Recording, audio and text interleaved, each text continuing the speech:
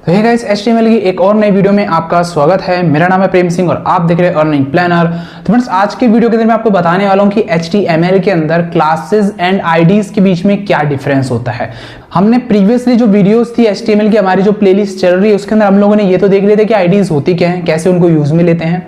उसी के साथ साथ हमने पहले की वीडियोस के अंदर क्लासेस भी देख ली थी कि क्लास होती क्या है, क्लास को किस तरीके से हम लोग यूज में ले सकते हैं। लेकिन अब प्रॉब्लम यह है कि इन दोनों के बीच में डिफरेंस क्या है, क्योंकि काम तो इन दोनों का सेम ही लगता है। तो फिर इन दोनों के बीच में डिफरेंस क्या है और हम लोग क्यों किसी को यूज में लें और कब, मतलब कौन से केस में किसको यूज में लें, कौन से केस में किसको यूज में लें। तो यदि आपको भी इसी तरीके का कंफ्यूजन है तो आज के वीडियो बिना स्किप के कंप्लीटली देखना और इस वीडियो के नीचे एक सब्सक्राइब का बटन मिल जाएगा, सिंपली आपको उसके ऊपर क्लिक कर देना है, वीडियो को लाइक कर देना है। तो ज्यादा टाइम वेस्ट ना करते हुए हम करते हैं वीडियो को स्टार्ट।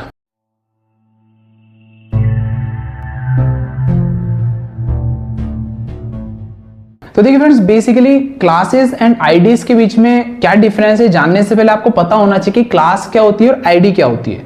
अगर आपको ऑलरेडी पता है तो अच्छी बात है, अगर नहीं पता तो वीडियो की डिस्क्रिप्शन में आपको हमारी प्लेलिस्ट का लिंक मिल जाएगा। HTML की कंप्लीट प्लेलिस्ट चल रही है, उस प्लेलिस्ट में आप जाकर के क्लास और आईडीज को जान सकते हो। ठीक है, अब हम बात कर लेते हैं। मैं आपको एक छोटी सी समरी बता देता हूं कि क्लास और आईडी का क्या काम है।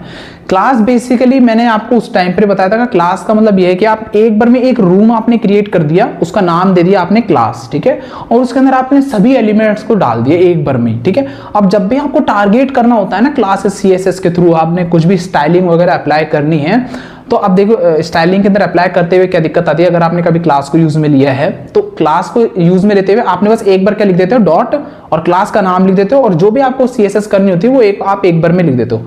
फिर जिस भी एलिमेंट पर आप चाहते हो कि वो CSS अप्लाई हो जाए, वहां पर आप एक क्लास नाम का एट्रीब्यूट यूज में लेकर के और डॉट लगा करके और आपकी जो भी क्लास का नाम है उसको आप वहां पर लगा देते हो। तो उससे होता क्या है कि वो जो एलिमेंट्स है ना, जिन जिन पे भी आपने वो क्लास लगाई है, वो सभी एलिमेंट्स एक रूम के अंदर जाकर के ज्वाइन हो जाते हैं। और उस रूम के अंदर क्या है ना कि पहले ही आपने डिसाइड किया हुआ है कि ये चीजें होनी चाहिए, इस रूम के स्टूडेंट में यही चीजें होनी चाहिए।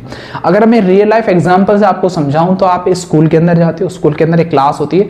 अब उस क्लास में आपने देखा हो तो 8th class, 7th class, 6th class, 5th class, इस तरीके से क्लासेस को डिवाइड किया गया। 5th क्लास के अंदर 5th क्लास के अकॉर्डिंगली ही पढ़ाई होती है, क्योंकि उसका जो कैरिकुलम है, उसका सिलेबस है, आप उसको सेट किया हुआ है। ठीक है, जो भी UPSC बोर्ड है या फिर CBSE बोर्ड है, जो भी बोर्ड है आपकी, उसने उसका सिलेबस फिक्स किया हुआ है कि यदि मान लो जी 4th क्लास है तो उसका सिलेबस ये होगा, 5th का ये होगा, 6th का सिलेबस ये होगा। तो उसके अकॉर्डिंगली ही उसके बच्चे पढ़ाई करते हैं अंदर की तरफ।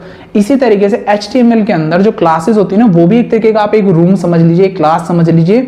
उस क्लास के अंदर आप एक तरीके से, आप भी एक CBSE बोर्ड या फिर UPSC बोर्ड जो है ना, उसकी तरह आप उनका सिलेबस सेट करते हो। मतलब कि उनकी जो क्लासेस हैं, उस क्लास के लिए आप क्या करते हो, CSS लिखते हो उनके लिए। उनकी जो स्टाइल है, क्या स्टाइल होनी चाहिए, कैसे उनका कलर होना चाहिए अंदर के एलिमेंट्स का, उनका बैकग्राउंड कलर क्या होना चाहिए, बैकग्राउंड इमेज क्या होनी चाहिए, पोजीशन क्या होनी चाहिए, ये सभी चीजें आप एक बार में ही एक क्लास के लिए सेट कर देते हो। फिर आप क्या कर सकते हो, उस क्लास के अंदर सभी एलिमेंट्स को डाल देते हो कि भैया ये एलिमेंट भी इस क्लास में होगा, ये एलिमेंट भी इस क्लास में होगा। फिर जो वो एलिमेंट्स है ना, उस क्लास को फॉलो करते हैं। ये चीज आपने देख ली थी क्लास में, और यही चीज मैंने वीडियो में भी समझा दी थी क्लास वाली। अब आईडी में हम लोग देखते हैं। आईडी में इस तरीके का कुछ नहीं है। आईडी भी होती सेम ही है, टारगेटिंग सेम ही होती है, लेकिन उसमें हम लोग हैश का यूज करते हैं। आईडी में हम लोग हैश लगाते हैं, और जैसे हम लोग क्लास का नाम लिखते हैं वैसे हम लोग आईडी का नाम लिख देते हैं, और उसके बाद में हम लोग एक कर्ली ब्रैकेट्स के अंदर हमारा जो CSS है वो लिख देते हैं। सेम आप वैसे CSS भी लिख सकते हो। फिर आप जिस भी आईडी, मतलब जिस भी एलिमेंट को आईडी अलोकेट करना चाहते हो ना, उसमें एक आईडी एट्रीब्यूट होता है। आप आईडी एट्रीब्यूट लगाइए और उसका नाम लिख दीजिए आईडी का। तो वो जो एलिमेंट है ना, उसके ऊपर वो जो CSS है आईडी वाली जो अभी आपने लिखी है, वो CSS अप्लाई हो जाती है। प्रॉब्लम क्या आती है यहाँ पर, देखिए दोनों के बीच में डिफरेंस क्या आ जाता है कि यहाँ पर जो आईडी होती है, आईडी पर्टिकुलर एक बंदे की एक ही हो सकती है। अगर मैं रियल लाइफ एग्जांपल से समझाऊं तो आपका एक आधार कार्ड है, पूरे इंडिया के अंदर एक आदमी के पास में जो आधार कार्ड मिलता है ना, वो एक उसी का होता है। उसका जो यूनिक नंबर होता है ना, वो नंबर यूनिक होता है। पूरे इंडिया के अंदर जितने भी लोग हैं ना, उन सभी में उसका जो नंबर है वो यूनिक है। ठीक है, यूनिक मतलब कि सिर्फ उसी के पास है, अदर किसी के पास नहीं हो सकती आईडी वो वाली। ठीक है, इसी तरीके से कई सारे जितने भी लोग हैं, सबकी खुद की यूनिक आईडी है, खुद की अपनी अपनी सेपरेट आईडी होती है, जिसके बेसिस पर वो पहचाने जाते हैं। उसी तरीके से HTML के अंदर भी हर एक एलिमेंट की अपनी आईडी होती है। अगर आप देना चाहते हो आईडी तो हर एक एलिमेंट को एक आईडी दे दीजिए। अब उस आईडी के थ्रू आप टारगेट कर सकते हो। जैसे कि गवर्नमेंट है, अगर गवर्नमेंट किसी भी पर्सन को टारगेट करना चाहती है ना, तो डायरेक्टली वो आईडी के थ्रू उसको टारगेट करती है। उस आईडी के साथ में उसके बैंक अकाउंट वगैरह लिंक्ड होते हैं, तो डायरेक्टली वो बैंक अकाउंट के अंदर उसको पैसा डाल देती है, मतलब ट्रांसफर कर देती है पैसा डायरेक्टली, ठीक है। इसी तरह से HTML के अंदर भी आईडी नाम का जो एट्रीब्यूट है, उससे आप जब भी किसी एक एलिमेंट को आईडी दे देते हो तो आप डायरेक्टली CSS अप्लाई कर सकते हो उस आईडी के ऊपर। मतलब कि क्लास में तो क्या हो रहा था, एक साथ सभी एलिमेंट्स पे अप्लाई हो रही थी, लेकिन आईडी में आप एक बार में सिर्फ एक ही एलिमेंट को अप्लाई कर सकते हैं। अगर आप किसी और को भी सेम ही देना चाहते हो तो उसके लिए आपको अलग अलग आईडी बनानी पड़ेगी और उस आईडी पर भी सेम ही CSS आपको लगानी पड़ेगी और फिर ये करना पड़ेगा।